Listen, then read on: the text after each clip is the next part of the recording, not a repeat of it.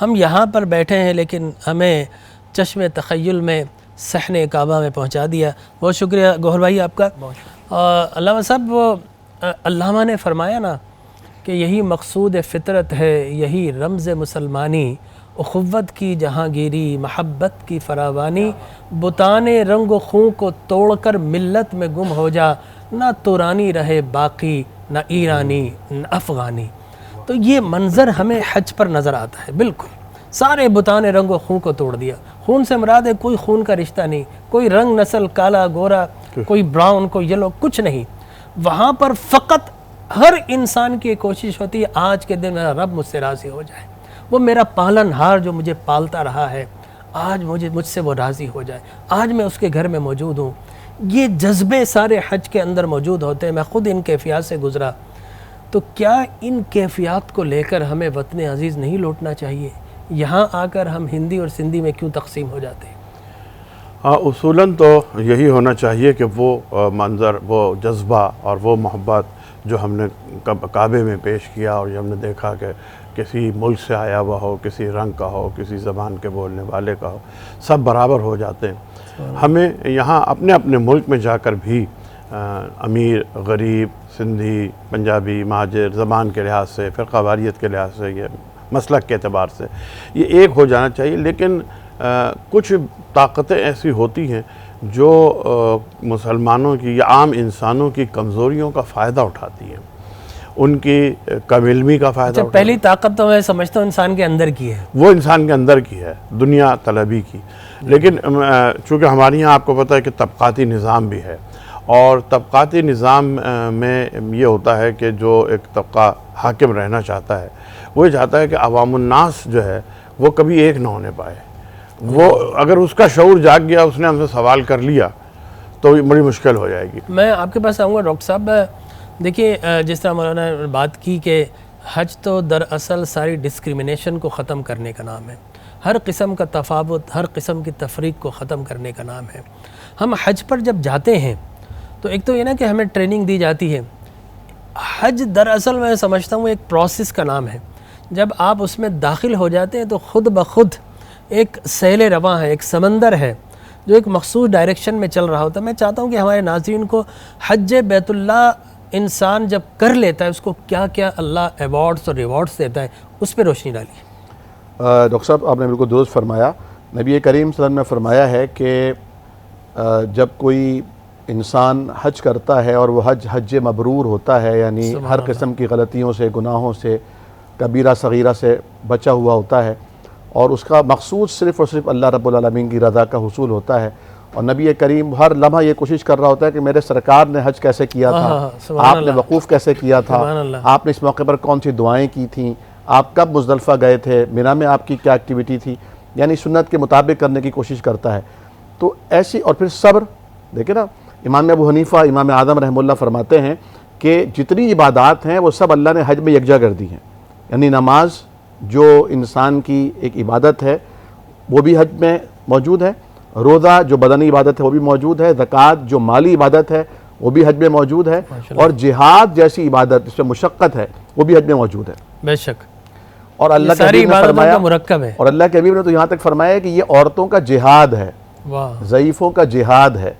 तो अगर कोई हज कर लेता है तो वो हज करने के बाद ऐसे पाक साफ होता है गोया उसने दुनिया में आज ही आँख खोली है। वाह वाह वाह, इसकी सारी गलतियाँ, कोताहियाँ, सब का कफ़ारा बन जाता है।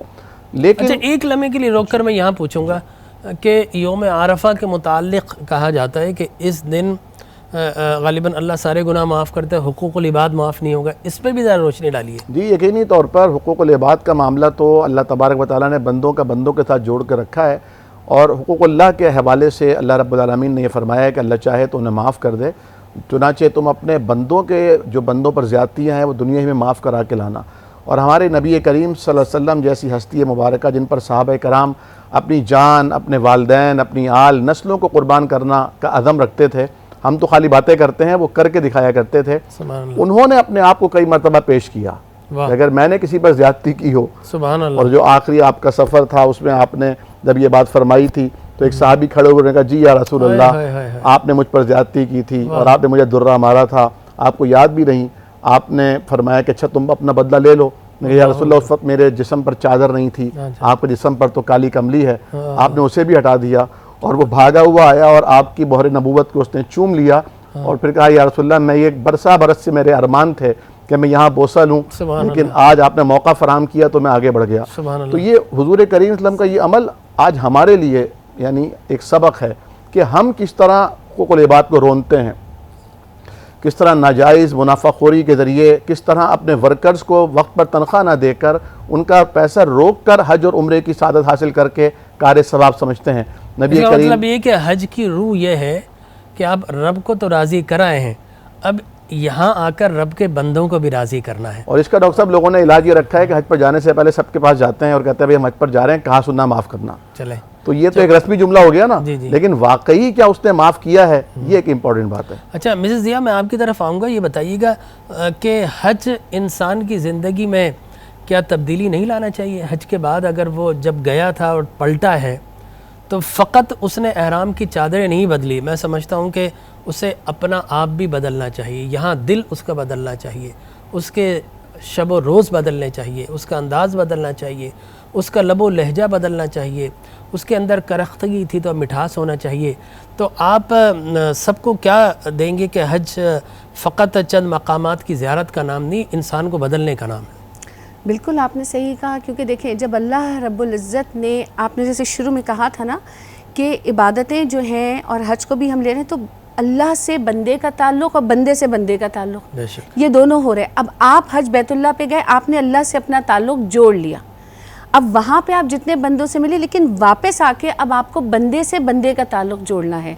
आपको अल्लाह का शुक्र तमाम ज़िंदगी अदा करना है कि मेरे रब तूने मुझे उन खुशकिस्मत तरीन लोगों में चुना कि जिन्होंने अपने पैर पे तेरे घर का सफ़र किया, तुझसे दुआएं मांगी, तेरे आगे सजदा रेज़ हुए और दिल में ये यकीन होना चाहिए कि मेरे रब ने मेरी दुआओं को सुन लिया। अब वो, क्योंकि हमारे अंदर जो भी बुराइयाँ हैं, जो भी गलतियाँ हैं, वो हम जानते हैं, दूसरा नहीं जानता।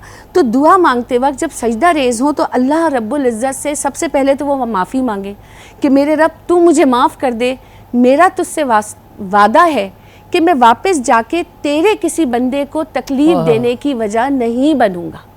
तो जब वो वापस लौट के आए, क्योंकि सरकार अलैहिस्सलाम फरमा रहे हैं कि हज मकबूल होने के बाद तुम ऐसे हो गए हो कि जैसे अभी माँ के पेट से पैदा हुए हो, तो इससे बड़ी खुशखबरी किसी शख्स के लिए क्या हो सकती है कि आज मैं उसी तरह से पाक व साफ़ हूँ जैसे कि मैं अपने माँ के पेट से पैदा हुआ। सुभान माशाल्लाह, क्या खूबसूरत बयान फरमाया हमारी बहन ने। और यकीनन कुरान भी कहता है वलियाफ़ू वलियस्फ़ऊ अला तुहिब्बून अन यग़फ़िरल्लाहु लकुम वल्लाहु गफ़ूरुर रहीम। अगर तुम ये चाहते हो कि अल्लाह तुम्हें माफ़ कर दे तो तुम अल्लाह के बंदों को माफ़ कर दो। मेरे पीर मुर्शिद हज़रत करमा वाले रहमतुल्लाह अलैह फरमाया करते थे कि लोगों, अल्लाह को राज़ी करना कोई मुश्किल नहीं, अगर चाहते हो रब राज़ी हो जाए तो रब के बंदों को राज़ी कर लो, वो ख़ुद राज़ी हो जाता है। तो हज ये बेहतरीन मौका है कि हम वहाँ से रज़ा लेकर आएँ, सारी दुश्मनियाँ ख़त्म करके आएँ, सारे फ़र्क मिटा कर आएँ और बेशक हम बंदा बनकर आएँ खुदा का और रसूल बन और ग़ुलाम बनकर आएँ रसूल का। तो यकीनन यही जोहर हज है। एक मुख्तसर सा ब्रेक के बाद इंशाअल्लाह फिर हाज़िर खिदमत होंगे।